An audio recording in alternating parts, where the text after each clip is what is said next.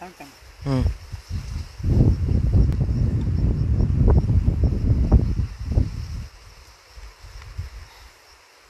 नमस्कार आदरणीय प्रधानमंत्री नरेंद्र जी मोदी जी, नमस्कार। मैं भाऊसाहेब शेलके गंगापुर तालुक तहसील से औरंगाबाद जिला महाराष्ट्र राज्य से महामहिम पीठासीन सभापति महोदय, आज इस फेसबुक लाइव के माध्यम से आपके साथ लाइव बातचीत करने के लिए मैं यहाँ पे उपस्थित हुआ हूँ। आज जो किसानों की जो हालत है, किसानों की जो बातें हैं, वो आपको मैं बताना चाहता हूँ। किस परिस्थिति से किसान गुजर रहा है।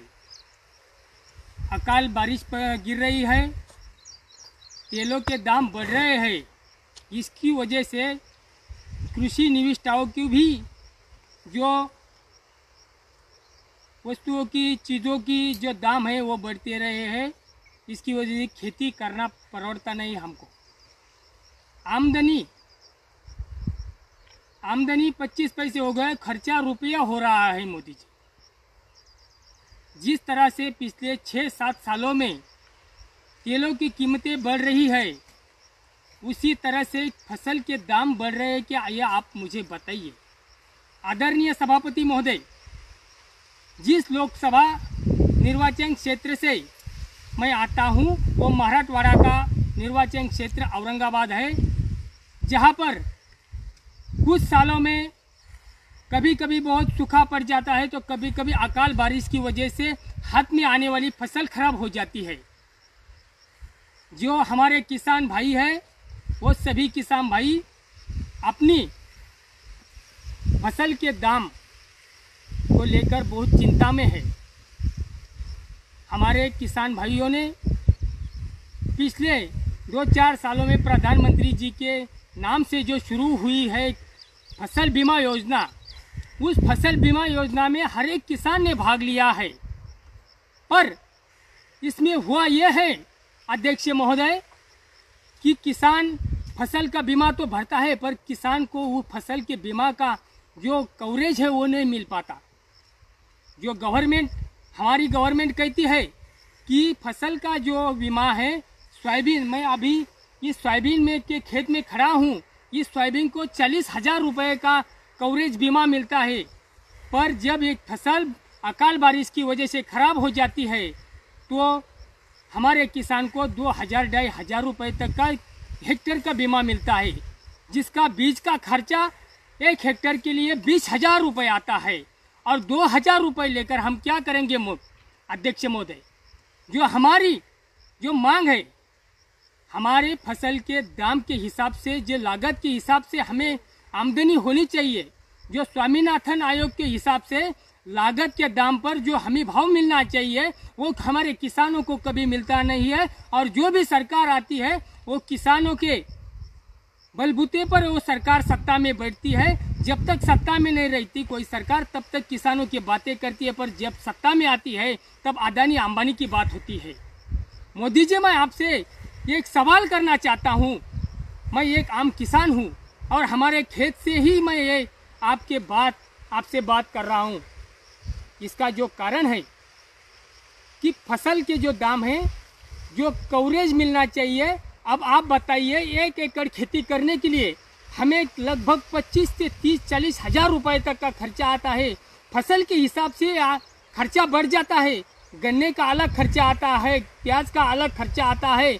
जब किसानों के पास किसानों की फसल तैयार हो जाती है, तब उसको 2,000-2,500 रुपये का भाव मिल जाता है। पर किसानों के पास की फसल खत्म होने के बाद ही वो जो फसल के दाम है, अनाज के दाम है, आसमान छूने लगते हैं। मोदी जी, आप क्या कर रहे हैं? ये हिंदुस्तान की 80% जनता किसान खेती पर निर्भर है। आपने कितने भी उद्योग लाए, पर वो सब लोगों को रोजगार नहीं दे सकती। हमारे गांव की 40% जनता, हम किसानों की किसान खेती में मजदूरी करती है, जिनका पेट ये किसान खेती पर चलता है। ये हिंदुस्तान का पूरा जो सिस्टम है, पूरा जो उद्योग है, प्रमुख व्यवसाय जो है, तो वो किसान खेती है। जब तक हम खेती को समृद्ध नहीं करेंगे तब तक हम विश्व गुरु नहीं बन सकते। अध्यक्ष महोदय, जिस फसल को 40,000 रुपये खर्चा आता है उस फसल से हमको 20,000 25,000 रुपये ही मिल पाते हैं। 15-20 हज़ार एकड़ के हिसाब से हर साल हमको टोटा हो जाता है, हमें घाटा हो जाता है। पर ये घाटा हम निकाले कहाँ से मोदी जी? मैं आपसे ऐसे ही नहीं बात कर रहा हूँ।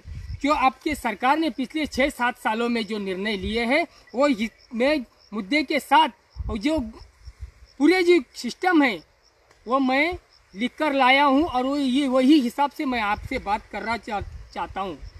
6 साल पहले डीजल का रेट था 50 रुपये 55 रुपये लीटर, तब खेती का खर्चा हो जाता था 10 से 15 हज़ार रुपये एकड़। अब तेल की जो कीमतें हैं वो 100 रुपये पार कर गई है मोदी जी। आपको लगता होगा 100 रुपये से भी लोग पेट्रोल डीजल खरीद रहे हैं, यानी कि देश में कोई गरीब नहीं रहा। पर मोदी जी, मैं आपको बताना चाहता हूँ कि आप जो ये पेट्रोल डीजल के दाम बढ़ा रहे हैं तो इसकी वजह से किसानों का खून चूसा जा रहा है। हमारी खेती बाड़ी कम होती जा रही है। नुकसान की वजह 2-5 सालों में हमें 1-2 एकड़ खेती किसी व्यापारी को, किसी व्यवसायी को, किसी बड़े आदमी को बेचनी पड़ रही है। थोड़ी थोड़ी करके किसान भूमिहीन होता जा रहा है मोदी जी। और जब मैं आपको बताना चाहता हूँ 1965-66 साल में जब अकाल पड़ता था, जब हिंदुस्तान अमेरिका के बलगर गेहूं पर निर्भर था, पर आज हमारा हिंदुस्तान तो अनाज में इतना सक्षम हो गया है कि हमारा देश सिंगापुर, मलेशिया तक और आसपास के देशों को भी अनाज निर्यात कर सकता है। पर जब निर्यात करने की बात आती है तब आप खाने वालों का विचार करते हैं, उगाने वाले को विचार नहीं करते। क्योंकि हमारे 2 रुपये किलो से प्याज जब तैयार होती है वो बिक जाती है, और जब के प्याज को 2,000-3,000 रुपये का भाव मिलने लगता है तो आप निर्यात बंदी कर देते हैं मोदी जी। इसकी वजह से फिर से हमारे किसानों के प्याज के दाम गिर जाते हैं। मैं आपको बताना चाहता हूँ, आप जब सत्ता में आए थे तब आपने 2015-16 में एक रकमी FRP का कानून लाया था। वो कानून किसानों के हित में था, उसका हम स्वागत करते हैं। पर इस साल आपने उसी FRP, गन्ने की FRP का जो कानून है उसमें बदलाव करके FRP के 3 टुकड़े कर दिए हैं मोदी जी। जब आप 2,500 रुपये, 2,800 रुपये, 3,000 रुपये तक का FRP तय करते हैं तब किसानों को 1,800-1,900 रुपये का भाव मिल जाता है। जब गन्ने को 12 महीने पानी भरना पड़ता है मोदी जी, 1 लीटर बिस्लरी की बोतल लेने को गए तो 20 रुपये लगता है, पर हमारे गन्ने को हज़ारों लीटर पानी भर के भी, रात दिन एक करके भी 2,000 रुपये टन का भी भाव नहीं मिल पाता। इसके लिए आप कानून करिए। ये कानून करने से ये क्या होगा मोदी जी? किसानों को कवरेज मिलेगा, किसान खेती बाड़ी अच्छी तरह से करने लगेगा। इसका दूसरा मुद्दा है मोदी जी, जो आपने जो प्रधानमंत्री पीक बीमा योजना जो लाई है, ये प्रधानमंत्री पीक बीमा जो योजना है ये किसानों के हित के लिए है कि किसानों के शोषण के लिए है, ये आप हमें बताइए। क्योंकि हम हर साल बीमा तो भरते हैं पर उसका जो कवरेज तो हमें मिलता ही नहीं, जो हमने भरा है वो भी डूब जाता है। हम 1,000, 2,000, 5,000 रुपये एकड़ के हिसाब से बीमा भरते हैं, कपास का हो, सोयाबीन का हो, मक्के का हो, प्याज का हो, परंतु हमें उसमें से एक फूटी कौड़ी भी वापस नहीं मिल पाती। इसका कारण क्या है मोदी जी? ये जो बीमा कंपनियां हैं ये दर साल करोड़पति बनती जा रहे हो। हमारा किसान गरीब का गरीब ही रहता जा रहा है। मैं इस माध्यम से आपको बताना चाहता हूं कि जो परिस्थिति हमारे किसान भाई के, वो छोटे व्यवसायियों की और व्यापारियों भाई की भी है। ये 2 साल ने कोरोना महामारी के चलते लॉकडाउन में उन मेरे भाइयों का बहुत बड़ा नुकसान हुआ है। उन्हें धंधे चलाना मुश्किल हो गए, क्या जो उनके कर्ज के हफ्ते हैं वो भरने भी मुश्किल हो गए हैं। एक हमारे दोस्त है सचिन भाऊ, वो बोल रहे थे कि वो व्यावसायिक है, उनकी गाड़ी का पेट्रोल ख़त्म हो गया। ये पेट्रोल के दाम इतने बढ़ गए मोदी जी कि इसकी वजह से जो कोई पूछना भी पेट्रोल हमें देता नहीं, उधार भी नहीं देता पेट्रोल थोड़ा सा कि वो पंपों तक जाने के लिए हमें थोड़ा सा पेट्रोल दे दीजिए, कोई नहीं देता मोदी जी। धक्के भी नहीं मारने को वे लोग हैं, धक्का भी नहीं मारने लगता हमें कोई। इसकी वजह से मैं आपसे निवेदन है कि जो पेट्रोल डीजल के जो दाम हैं बढ़े, उसकी वजह से सभी निविष्ठाओं के दाम बढ़े हैं, हमारे खेती बाड़ी का खर्चा बढ़ा है। एक पीवीसी पाइप हम पहले 500 रुपये में लेते थे मोदी जी, उसकी कीमत अब 1100-1200 रुपये हो गई है। हम जो इलेक्ट्रॉनिक स्टार्टर था मोटर चालू करने का, वो 500 रुपये में लेते थे, वो 1000-1200 रुपये होगा।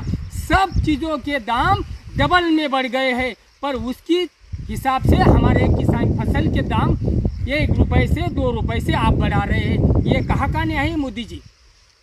अध्यक्ष महोदय, मैं आपको बताना जो आप ये कहाँ का न्याय है? किसान जिएगा कैसे? ऐसे ही चलता रहा तो किसान खुदकुशी करने लगेगा। और हमारे मराठवाड़ा में, सब हिंदुस्तान में सबसे ज़्यादा खुदकुशी हुई है। ये खुदकुशी ऐसे ही कुछ व्यसन की व्यवस्था से नहीं हुई मोदी जी। हर साल हम ये ज़मीन में अनाज गाड़ते हैं, उसके लिए लाखों रुपए खर्च करना पड़ता है, और वो खर्चा जब वो ज़मीन से नहीं निकलता है तो उसके पास आत्महत्या करने के सिवा कोई विकल्प नहीं रह पाता। मैं आपसे बताना चाहता हूँ, 2019 में आप कॉरिडोर का उद्घाटन करने हमारे मराठवाड़ा में सेंद्रा में आए थे मोदी जी, तब मुझे पुलिस वालों ने अटक कर लिया था। जब आप यहाँ इस मराठवाड़ा में आए, उद्घाटन किया, पर मराठवाड़ा के लिए नदी जोड़ प्रकल्प का कोई पैकेज दिया? ये सूखा क्यों पड़ता है? इस सूखे को बागायत में कैसे तब्दील किया जाए, इसके बारे में आपने कभी सोचा है? मैं आपको ये बात बताना चाहता हूँ इस माध्यम से। आदरणीय मोदी जी, आप इस देश के प्रधानमंत्री हैं, इस देश के पावरफुल नेता है, इस देश के अन्नदाता के जो आप बोलते हैं, जो सर्वे सर्वा हमारे भगवान हैं आप, पर आप लोग हमारे भगवान की तरफ से भी हमारे किसान को कुछ नहीं मिल पा रहा। हम भगवान की तरह आपको देखते हैं, परंतु आप भगवान की तरह बर्ताव नहीं करते। आपका बर्ताव बहुत बुरा है किसानों के बारे में। आप किसानों को 2000 रुपये किसान योजना से देते हैं, पर हमारे जेब में से 50,000 रुपये निकाल लेते हैं। गैस, हमारी माँ जब गैस बनाती थी, जब चूल्हे पर स्वयंपाक बनाती थी, तब आपके आंखों में आंसू आता था, पर आप मोदी जी गैस के दाम 800-900 रुपये हो रहे हैं, जो पहले फसल के पहले के बारे में दुगना हो गए हैं। उसके हिसाब से मैं आपको एक निवेदन करना चाहता हूं कि जो हमारे ग्रामीण भाग की जो ग्रामीण रास्ते हैं, जो गांव को जिले से जोड़ने वाले जो रास्ते हैं, गांव को हाईवे से जोड़ने वाले जो रास्ते हैं, गांव से खेती को जोड़ने वाले जो रास्ते हैं, जो आप समृद्धि जैसे महामार्ग हजारों करोड़ रुपए के बना रहे हैं, उसमें से थोड़ा सा हमारे किसान बाप के लिए भी, गांव के लिए एक आध रास्ता बना देते तो अच्छा होता मोदी जी। हम रास्ते के लिए पाठपुरावा करते हैं, रास्ते को लेकर हम रास्ते पर उतर आते हैं, पर भी हमारी बात कोई सुनता नहीं। पर शहर का लोग कौन सी भी नहीं मांग करता, फिर भी उसे 4-4 लाइन के बड़े बड़े रास्ते दिए जाते हैं मोदी जी। ये कहाँ से आते हैं? हम किसान लोग अपने पेट को मारकर जो टैक्स गवर्नमेंट को भरते हैं, उस टैक्स का पैसा किसान को मिलने की बजाय शहरों को मिल रहा है। मैं आपको बताना चाहता हूँ, वैक्सीन की भी वैसी ही परिस्थिति है। शहर में 10,000 लोगों को वैक्सीन हो जाता है, तब हमारे ग्रामीण भाग में, हमारे खेड़े गाँव में 2,000-4,000 लोगों का वैक्सीनेशन हो जाता है। हमारे लोग लाइन में खड़े रह रहे, 3-3, 4-4 बार पीएससी को चक्कर मार रहे, फिर भी उनको वैक्सीन नहीं मिल रही है। और उसकी तुलना में शहरों में वैक्सीन के डिब्बे पड़े हुए हैं। मेरा आपसे निवेदन है, हमारे जो ग्रामीण रास्ते हैं, वो ग्रामीण रास्तों के बारे में भी आप सोचिए, और ज़्यादा से प्रधानमंत्री ग्राम सड़क योजना के माध्यम से ज़्यादा हमारे ग्रामीण भाग में रास्ते कीजिए, क्योंकि हमारा किसान शहर से जुड़ा रहे, जिसे मंडी में जाने के लिए दिक्कत ना हो। जब बारिश हो जाती है तब इतना पानी भर जाता है रास्ते पर उसकी वजह से उसका माल, उसकी फसल मंडी तक नहीं जा पाती। जब हमारा किसान बुखार हो जाता है उसे, तो उसको अस्पताल जाने से पहले ही हमारा किसान दम तोड़ देता है, क्योंकि टाइम पर अस्पताल नहीं पहुंच पाता। आपसे मेरा निवेदन है, जो लागत के हिसाब से हमारे किसानों को भाव दीजिए। और आपने ये जो 3 काले कानून लाए हैं अदानी अंबानी के, आपको लगता होगा कि ये कानून किसानों के हित में है। मैं इसका एक उदाहरण देना चाहता हूँ। मेरे तहसील में, मेरे तालुके में एक पडलसा नाम का गांव है, लासू स्टेशन नाम का एक गांव है, जहां के लोगों ने एक कंपनी से कॉन्ट्रैक्ट करके अपनी फसल बेबी कॉर्न एक कंपनी को बेचनी चाहिए थी। उसका भाव तय हुआ था 9,000 रुपये कुंटल से। पर जब हमारे किसान ने यहाँ से फसल निकाल कर ले गए और वहाँ बेचने गए तो उसने खराबियाँ निकाल कर वो लोगों ने 2,000 रुपये कुंटल के हिसाब से, मुझे 2 रुपये किलो से हिसाब से वो फसल खरीदी। ये कहा कि कॉर्पोरेट ये सारे लूटने को बैठे हैं। जब मैं वहाँ पे गया, वो लोगों को बोला कि ऐसा ऐसा कानून है, ऐसे ऐसे हिसाब से आप किसानों के साथ ऐसी ज़्यादती नहीं कर सकते। आप लोग एक जो तय होना है, जो एग्रीमेंट हुआ है, वो एग्रीमेंट के हिसाब से 9 रुपये किलो से ही बेबी कॉर्न आपको खरीदी करना पड़ेगा, नहीं तो हम आपके खिलाफ केस ठोक देंगे। मोदी जी, मेरा आपसे कहना है कि कानून का जो धाक होता है, कानून का जो डर होता है, ये लोगों में नहीं है। पहले कानून का डर लोगों के, जो कानून तोड़ने वाले लोग हैं, उनके जहन में होना चाहिए। पर आप लोग इन लोगों को सपोर्ट करते हैं, इसकी वजह से ये लोग एग्रीमेंट एक करते हैं, देते वक्त दूसरा भाव देते हैं। हमारे किसान को लागत के हिसाब से 50% मुनाफा ग्राह्य धरकर किसानों को भाव मिलना चाहिए। जो पेट्रोल डीजल के दाम बढ़े हैं, वो दाम कम करने चाहिए।